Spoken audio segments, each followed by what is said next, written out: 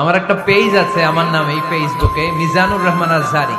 এই পেজে প্রতিদিন শত শত প্রশ্ন আসে।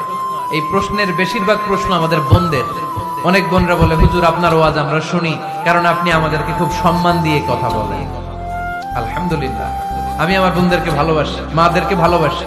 আমি আমার মা বোনদেরকে বলবো, আপনারা নিজেদেরকে গুছিয়ে সাজিয়ে স্বামীর সামনে উপস্থাপন করুন। অনেক বোনেরা আছে বাইরে যাওয়ার সময় পার্লারিং করে মেকআপ করে সুন্দর জামা কাপড় পরে বাইরে যায়, আর স্বামীর সামনে আসলে বুয়ার মতো থাকে।